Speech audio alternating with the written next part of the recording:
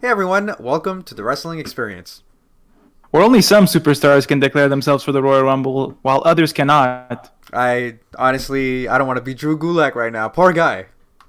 Poor guy. He tried to do what everyone else did, and he had to earn his way, and it didn't really go very well for him. And also wrestling in tights. Yes. That's a new that thing. Is true. All right, That is a new thing. I'm Jazz. And I'm Johnny. And we are here to recap another 3-hour episode of Monday Night Raw, so you don't need to watch it. You can just listen to us. 30-minute recap. Get out of the way, right? Yeah, for sure. We totally replaced it. Absolutely. So how does Raw open up? It opens up with Triple H. I haven't said that. King of Kings. I can't believe I'm saying that. It's been a while. And he's still got it, he says, because the virtual crowd is super, super loud with just filling the Thunderdome with cheers. He says he's excited to be in the Thunderdome. He says, welcome to the Thunderdome. He hasn't said that in a while. And he doesn't really get to say much, though, because he gets interrupted immediately by Randy Orton. And Randy Orton's like, well, you know why I'm here. I was supposed to have a big high-profile match, and apparently that's not going to happen. The reason that's not going to happen is because, well, he's going to face Drew McIntyre. He was supposed to face Drew McIntyre tonight, but Drew McIntyre tested positive for COVID-19, which is the worst news I heard all week. But pretty terrible. And the week has just started, so I can't imagine. And also, Randy Orton wants to know, he's like, listen, are you here because you're going to announce that I'm going to be the last entrant at the Royal Rumble? Or just give him the title right away. Randy Orton's got some very, very ambitious ideas here, but like Triple H, it's not really here for that. In fact, Triple H says he needs to win the Rumble like anybody else who wants a title opportunity. Mm-hmm. Triple H does mention that he's been impressed with Orton. He's almost proud of him for burning the Fiend alive because the Fiend was standing in his way of becoming champion. So he totally respects that, doing anything it takes to become the champion. However, he doesn't understand why Orton has been bullying and attacking the legends. Like because Ric that Flair, doesn't really... Yeah, like Ric Flair, Mark Henry, Big Show, he names a couple of guys because that's not really in his best interest to do so. It doesn't change anything for him. So it helped him realize, Triple H helped him realize that Orton is not really a legend, but just a no-good prick, which quite spicy there. Orton doesn't seem to care because he's like at the pinnacle of his career. He's at his peak. He has all that hatred in him that he got from the Fiend, and he wants to challenge Triple H to a fight if he's still got it in him. But Triple H says no because it doesn't benefit him at all. There's no reason for him to do it, and he doesn't want to give Orton the satisfaction of giving him what he wants. But then Orton... There's that famous line, which Orton has said the exact same thing to Triple H maybe 2 or 3 years ago. He knows exactly what to say. Yeah, exactly. He knows that if he mentions Stephanie McMahon and how Triple H has left his balls in her purse, it's going to get Triple H to kind of start fuming up, right? Yeah, remember the time he fumed up when Randy Orton RKO'd Stephanie? That was quite some fumage right there. But Orton is smiling. He's happy about what happened. He gets punched in the face and continues to smile because he's like, I guess that means yes. Mm-hmm. And commentary is sure to remind us that Triple H did not, in fact, say yes, because we have to find that out in a segment later. So it just seems like he's interested. Now, meanwhile, we have this next segment, though. This is where I'm like, man, I wish I was Ric Flair, because even at his old age, he's still a ladies' man. He gets the chicks.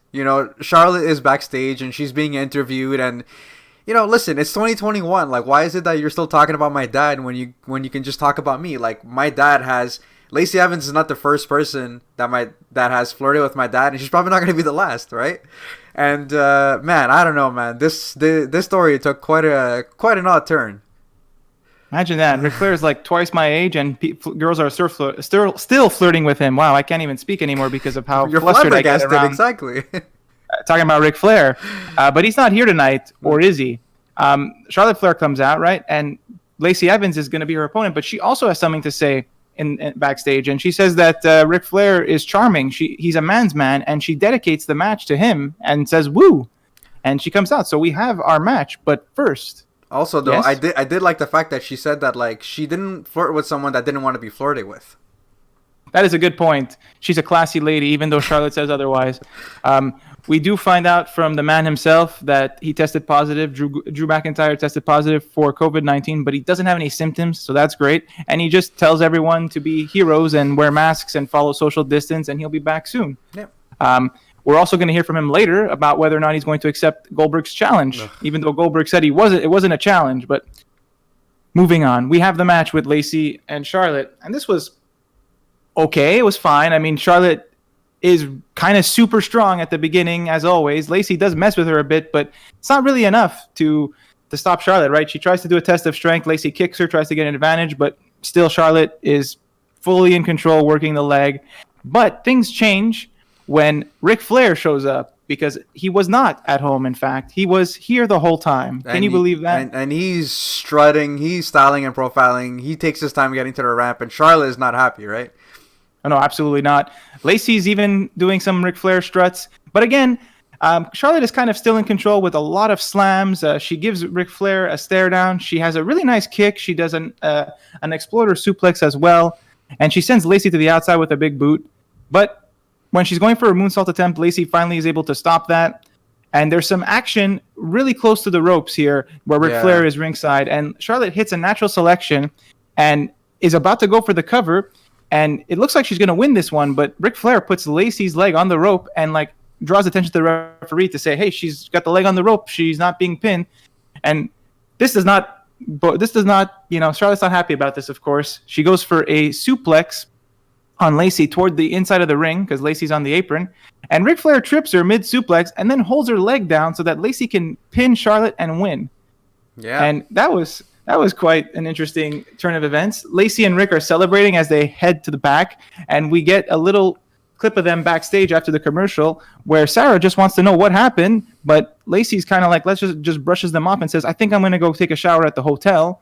So that's there's an implication there. There is. And that's where I just lost all my appetite. Yeah, I don't watch this show when you're hungry. Don't watch this show when you're full. Have a neutral appetite when you're watching it. Keith Lee. This next segment, though, I really liked it, man, because Sheamus. I thought it was great. Yeah, exactly. So you have Kayla, who's kind of asking Keith Lee what's next, after his loss, and Sheamus, good old Shamo, runs over and he's all buddy, right? The mouth of the south of Ireland is here, and Lee doesn't want to hear him kick him when he's down about what happened last week, but that's not what Sheamus is here for. Even though he does love kicking Lee when he's down, he actually wants to show him respect for the impressive match and settle their differences.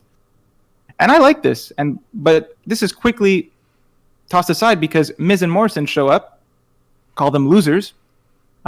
Sheamus asks if Lee knows what Dumb and Dumber is, and Lee's like, of course he does, but he's not sure which one of the two is the dumber. And Morrison, I thought was very funny, just points at Miz saying he is. Miz doesn't like that and just kind of interrupts the bromance that's going on here.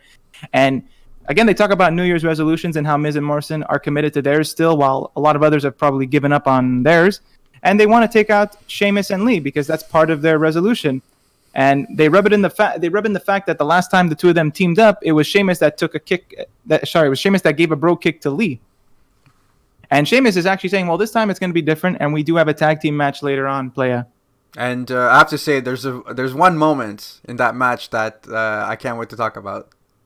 Oh yeah, I mean we have a little bit to talk about. First, we got an Elias and Jeff Hardy segment. Man, so long ago since those two were in the ring. So turns out that Elias suffered an injury creating music, and that's the bad news. Like a wrist injury or something like that, right? And he had all taped up in his scarves or something like that. It was like his thumb. He was talking about it in the commentary, and he has worse news, which is that Riker will in fact be facing Jeff tonight instead. And Riker has a quick promo saying that he's inspired by Elias and he will destroy Jeff Hardy.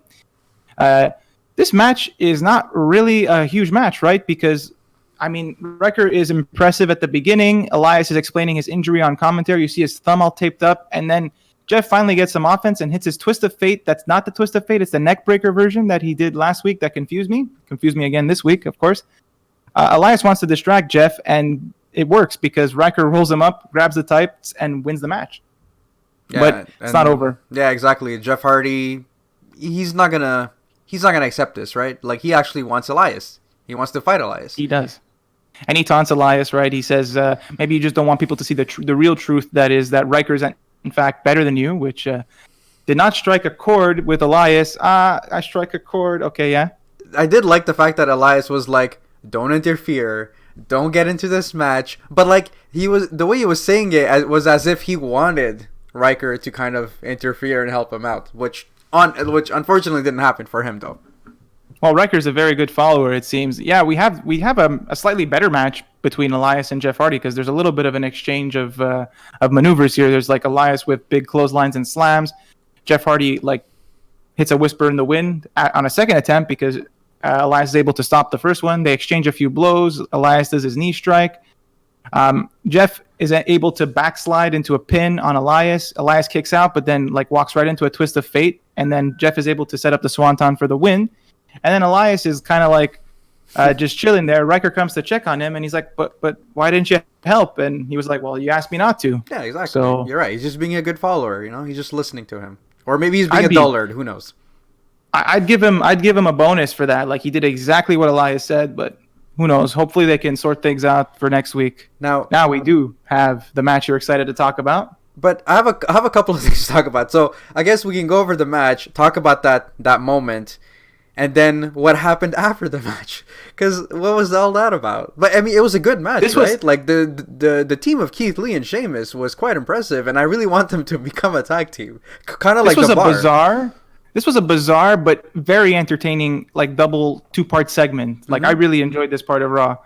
So it starts with the tag team match, as you said, and I'm gonna let you talk about the thing that happened because I'm not even sure if that was planned or not. That was definitely not planned. The fact that Lee grabs Morrison and he throws him into the turnbuckle so hard that it legitimately broke the top turnbuckle. It was like even the commentary was like, "Oh my god!" Like the turnbuckle, and then the Miz quickly like slid and he started checking up on John Morrison to see if he was okay, and even Sheamus was like kind of joining in onto the fun. Like they were laughing their ass off.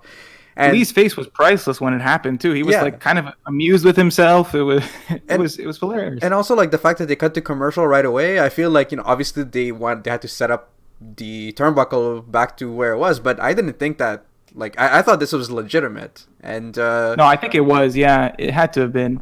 Yeah, and then after the match, I mean after the break though, it's kind of where like the heels took over and they started, working on Sheamus for quite a bit, and then Keith Lee comes in and he cleans house, and what happens towards the end, like Keith Lee is on his side of the ring, and he's charging up and he's about to finish the heels, and then kind of Sheamus tags himself in, right? And Keith Lee, he's not pissed, but he kind of like laughs as if like, oh, like I kind of had a feeling he's been through this before. Exactly. Well, he did that to Sheamus, right? So Sheamus went for good measure. Sheamus did the same thing to Keith Lee this time around. And, Sheamus runs and he hits the bro kick on poor John Morrison, who seems to eat all the pins nowadays.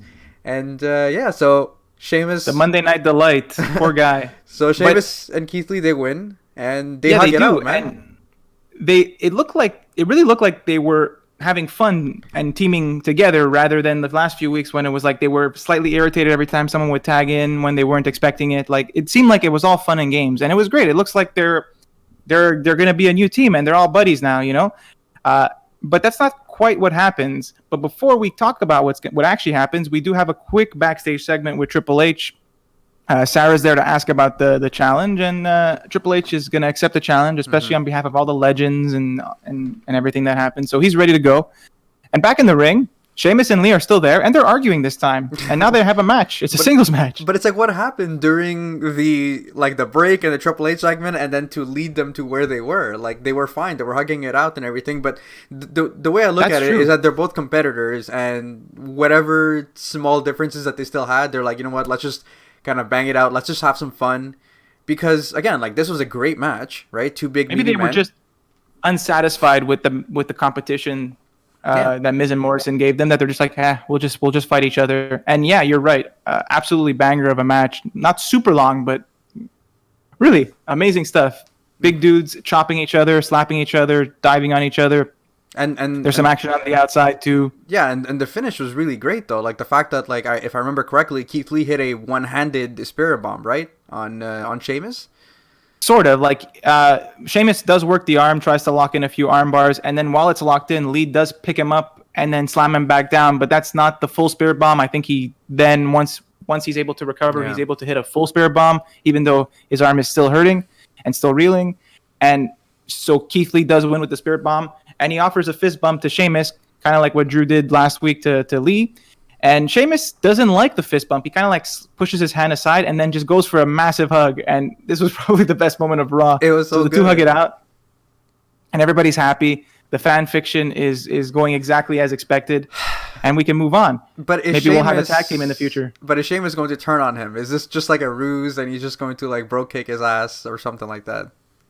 Honestly, I hope Sheamus doesn't turn. I like this direction that Sheamus is going. Like, he seems like a heel, but he's friends with certain people. I enjoy it a lot. I think it's fresh, it's different, and everyone's gonna expect him to just go back to being a douchebag heel who hates all the faces. But like, I hope not. Yeah. So now I personally don't really care about this. This is Drew McIntyre answering Goldberg's challenge.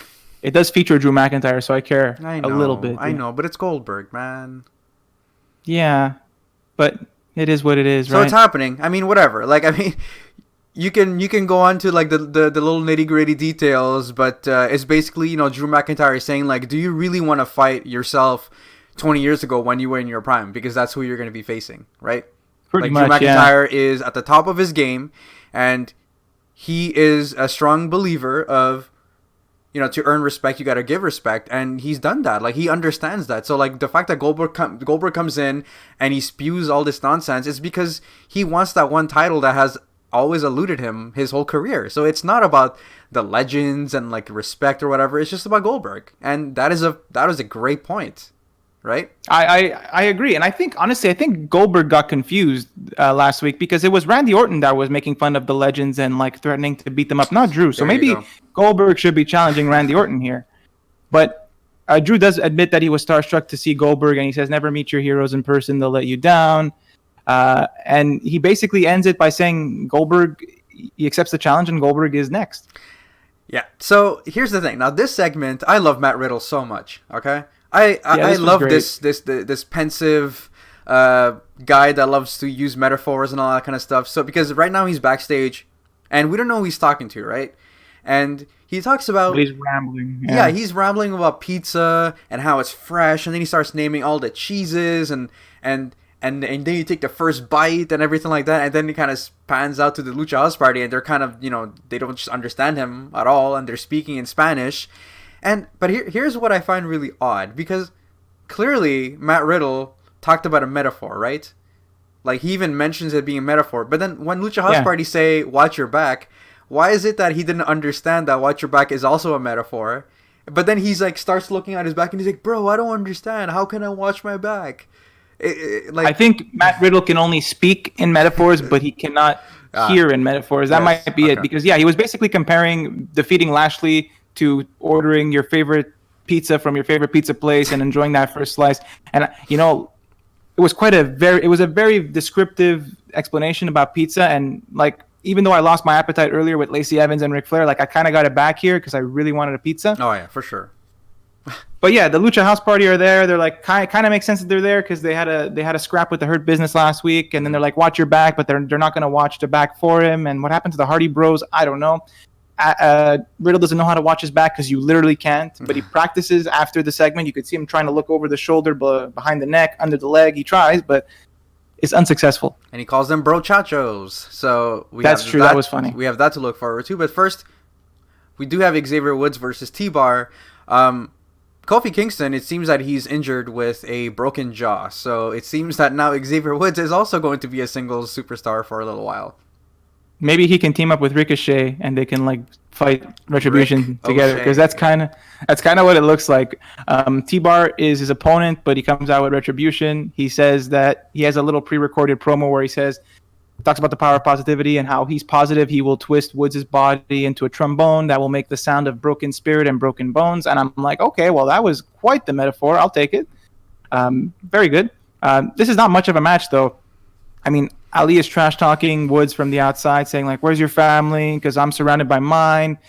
T-Bar is hitting some offense pretty early on. Woods tries to fight out, but again gets hit by a huge clothesline. Woods then fights out again with a flurry of chops, has a crazy top rope drop kick where it sends T-Bar completely out of the ring, and he goes after him and fights him on the outside before sending him back in. But this is where he kind of like looks at Retribution because they're kind of nearby, kind of distracted by that. This allows T-Bar to take advantage. He hits him a few times with the arm, and then inside the ring he does, I think Tom Phillips called it the eyes wide shut. It looked like a reverse GTS for the win. Yeah, so Ali comes in, Retribution comes in, they celebrate, they pose, and that's about it. So now we're going to go backstage with Sarah Schreiber, Randy Orton. And Randy Orton, it's very simple. He's filled with a lot of hate, and he's going to basically focus it all on Triple H.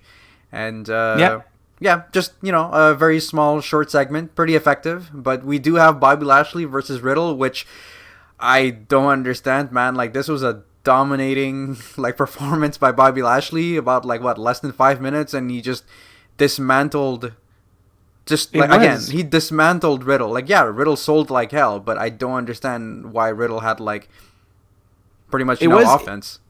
It was bizarre, but it kind of made sense, right? Because Lashley jumps Riddle before the bell, kind of like what Riddle did to him the week before, and Riddle wants to fight, so it's kind of okay, I guess. But yeah, you're right. This is a pretty one-sided match. Riddle does have some offense. He does send Lashley into the ring post when they're fighting on the outside and hits a nice floating bro. But then back in the ring, Riddle tries to do some offense, but Lashley just ragdolls him, completely overpowers him, and then gets him in the hurt lock, and Riddle is tapped out. And Riddle also has a busted lip from the pre-match onslaught as well. Yeah, I mean, I did like the fact that, Riddle did kind of try to hang on for a few seconds, not like Jeff Hardy, who gets put on a hurt lock and he taps out right away. True, he didn't immediately tap. So there's that, but then again, Riddle's not done, right? He's on the mic and he's like, "Listen, I couldn't beat Lashley tonight, but I can surely beat you." And he's referring to MVP, and MVP is just wearing a suit, right? He starts kind of undressing and he starts wrestling in his suit, but again, it's not really much of a match, right? There's some offense from Riddle, but Lashley comes in and he just takes Riddle down and he starts beating down on them, and it seems that this is not going to end right away. This is probably going to go to the Royal Rumble, but the story being told is that Riddle has all these unsurmounting odds. Riddle has to win this, right? Maybe. I mean, he did kick Lashley and then go for a top rope move on MVP, and then that's when Lashley came in to break up the pin and spear him, and they just continued with the beatdown. MVP gets a big kick. Yeah. It's weird because it does seem like it might continue. Then again, it does also look like we could just bye Riddle. That was your U.S. title shot. I'm not sure. It was really weird, and there was not it's we forgot about the Hardy Bros completely this week. Riddle didn't really have much of a fight against Lashley, but it kind of made sense because of the way Riddle attacked Lashley the week before. So it's kind of they have a one-up on each other, so there has to probably be a rubber match. So maybe that's what we'll see soon. Yeah. So now we're going to go backstage with Adam Pearce and AJ Styles. AJ Styles basically talks about how hypothetically, how him winning the Royal Rumble, Adam Pearce with sure luck, if he wins against Roman Reigns at the Royal Rumble, maybe they can headline WrestleMania. Who wouldn't want to see that, right? Adam Pearce versus AJ Styles at the main event for WrestleMania? I mean, it's certainly an option. I'd be down. If Adam Pearce pulls out an amazing match and he's not just there to take a beating and he actually is ready to go, it might be super amazing to see, but I'm not sure what's going to happen. And then Drew Gulak comes in and he wants to formally enter himself at the Royal Rumble. Unfortunately, though, for Drew Gulak, Adam Pearce says that you can't just enter yourself into the Royal Rumble, when for the past couple of weeks we've seen people entering themselves, right? So not a single person had to earn a shot to enter the Royal Rumble. Okay? But here we go. Now they're running out of the room. So he does point out that AJ declared himself, so why can't he? And AJ does say, well, it's because he's a two-time champ. He's beat people. Who has Gulak beat? And then Gulak has a flash drive ready to go for Adam Pearce's eyes only. But Adam Pearce is just how about you just try to beat AJ tonight, and if you do, you'll be in the Rumble. Yeah. And then almost shows up, and then Gulak runs off because he's kind of afraid of the 8-foot-tall man. And we do have this match. It doesn't go on for long, but again, for the few minutes that they got, I thought it was pretty good. Yeah, that's the thing. It looked like there was a lot of nice action. It starts with a double drop kick. Drew Gulak is trying to clean this up quickly. He hits a few suplexes, a tiger driver. It's really nice. And then on the top rope, it looks like he's going to deliver a superplex to AJ, but AJ slips out. They go through a sequence of rollout pins, and AJ nails him with a Pele kick. And then on the outside, almost is intimidating Drew Gulak, and then AJ tosses him back in and hits the forearm for the win. So it wasn't very long, but these guys could have put on a much better match. You could tell. Oh yeah, for sure. But again, with the few minutes that they got, it was okay. But yeah, AJ Styles hits the phenomenal forearm for the win. Poor Drew Gulak, apparently, I guess he doesn't have an opportunity. Yeah, bummer. Before we do have this backstage segment with Triple H, we do see a quick video package of Bill Goldberg to remind us that 20 years ago he used to be very dominant. But moving on, this is great actually. Triple H is getting ready for his match. He's taping up, and in walks in Keith Lee. And Keith Lee talks about, listen, like, Orton likes to push buttons, and clearly he's pushing yours. I've already wrestled 2 matches. I don't mind wrestling a 3rd one. You know, I got your back. And Triple H is like, listen, like, I'm the one that created this mess. I'm the one that's going to fix it. I'm the one that's going to end this. And then Keith Lee hands him He hands him his leather jacket, and he says, time to play the game, right? And then... Yeah, where Triple H with a guitar? It should have been I'm so sorry. I don't know why I said guitar. Too much Elias on the mind. Exactly. But yeah, so he kind of fist bumps him, and he's like, time to play the game. So you would think that the match is up next, but there's... But it's not, yeah. No, you have a tag team match. There's like, what, 10 minutes or 10, 15 minutes left of Raw, and you think you're going to have like a nice showdown with Triple H and Orton, but no, there's a tag team match featuring Shania and the Sexy Muscle Friends, who have a pre-recorded promo where they declare themselves for the Royal Rumble, and somewhere Drew Gulak is in shambles. He's crying somewhere. Like, he had to go through a match, and he was unsuccessful. Meanwhile, they just declared themselves. But to be fair, I don't even think there's enough women on the roster for a 30-woman Royal Rumble, but that's probably why it's so easy. They also make a Kardashian reference, which I don't get. And we do have a very short tag team match where Shania tries to take out... Well, I'm saying Shania, but it's Shayna. Shayna tries to take out Mandy's arm early. Dana comes in to fight back. Nia Jax beats up Dana. It just felt like the fastest tag team match where everyone had to do their things. Dana is isolated by Shayna and Nia for a bit. She makes the tag, and Mandy Rose has an impressive sequence with a big slam on Shayna and a nice kip up. Nia has to save Shayna from a pinfall attempt, and she then delivers a Samoan drop, and Dana has to return the favor by saving Mandy from that Samoa drop. But then Nia is able to splash them both in the corner and is ready to go for the top rope splash again, but Shayna tags in and just locks in the clutch for a very anticlimactic victory. Yeah, so now it's 10:53, I think, or 10:54, and there's about 6-7 minutes left of the show, and we have our main event. It's not going over. Yeah, exactly. We have our main event. We have Triple H versus Randy Orton, and it wasn't much of a match, right? They didn't even call it a match. They called it a fight. Orton it was never kind of advertised as a match, right? It was just like a fight, unsanctioned. The bell rings, and Orton kind of just right away tries to attempt an RKO, but he's shoved off. They start hitting each other. It's just a couple of strikes here and there until the action gets taken outside, right?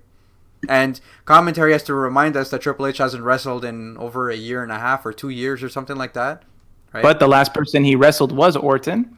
Yeah, and there was something else interesting that happened when during the shot of Orton walking backstage toward the ring, which I don't know if it was intentional, but there was some lights flickering in the background while Orton was walking. I don't know if that was part of some foreshadowing of what's going to happen, but that's something important to note. Yeah, exactly. But so basically Triple H, again, the action is outside. There's no referee, right? Triple H goes under the ring and he pulls out his sledgehammer, right? His good old trusty sledgehammer. Not his guitar. Not his guitar. Damn you, man. So his sledgehammer that's looking like $1 million, and then Triple H comes in and he's slow to get in the ring, and then the Thunderdome, you see the lights, they kind of start going to black. It takes a while, but you know what's coming, right? It's the Fiend or Bray Wyatt or something like that. Basically the screen goes to black, and then Triple H pulls out his sledgehammer, and all of a sudden it's on fire. That was a cool. Wow, that was pretty cool. He was surprised. Yeah, exactly. And he's probably like, why have I never thought of this? Why have I never thought of setting my sledgehammer on fire? Yeah, but then the lights go out completely, so we don't see the fire of the sledgehammer anymore. And then when the lights come up, Triple H is gone. He's missing. And Randy Orton starts looking around, and there you see Alexa Bliss standing in a corner, right? And she had to wait 2 weeks for this, eh? Yeah. Because we were left on a massive cliffhanger with last week and her not showing up. Yeah, so basically, and this is what I really like, because she has 2 gloves, right? So I think one of them says play, the other one says pain. So she basically takes up her hand like this, and it says pain. And then all of a sudden, she launches a fireball on Randy Orton's face. And so Randy Orton is blinded. Commentary doesn't know what's going on. Alexa Bliss is gone. Randy Orton is just grimacing, and then for the longest time, we just see Randy Orton just struggling to get up and everything like that. Nobody's helping him. Commentary is freaking out that Randy Orton has gone blind, and that's it. Raw ends right there. Yeah, is his face completely melted? What happened? He's just Yeah, and it was an uncomfortably long period of time where you were just Yeah. like screaming and like rolling on the floor, getting back up, falling, but always had his face covered by his hands, so you couldn't really see what happened. And then, yeah, it just kind of ends like that. Yeah, so it was, that's basically pretty much our recap for Raw. I thought it was a unusual episode of Raw, but it actually had like some decent matches, and I didn't entirely hate it. Like I really thought that like it was okay for all the stuff that I saw, but it is what it is. It's still long, it's still Raw, and I still think that it's the B show. Well, I mean, that's fair. Yeah, it wasn't bad or anything. Like, it was a totally fine episode. The Lacey Evans and Charlotte Flair is a totally interesting little thing that they have going on. Triple H showing up is always nice. Mm-hmm. No Drew McIntyre was kind of unfortunate, but Sheamus and Keith Lee really carried the show, I find. And honestly, like, maybe you didn't like Riddle getting dominated by Lashley, but like, it's always nice to see Lashley just beat someone up. So that's always nice. No, it is. I think they heard me complaining last week and were like, okay, we gotta have him beat him up. And that's it. No matter what you say about, I guess, Ric Flair and Lacey Evans, I still think that's interesting. And I feel like if Ric Flair is going to be her manager, I think that's going to do a lot of good for Lacey Evans. Oh yeah, for sure. I would love to see more segments where Ric Flair just costs Charlotte title matches, or just regular any match. He's just there tripping her, and she just can't. And now she can't win anymore. That would be a very nice storyline. Yeah, exactly. So that's it, guys. That was our recap for Monday Night Raw. If you do enjoy our content, please make sure to subscribe and hit the like button below. And that's it. We'll see you in the next video for our SmackDown recap.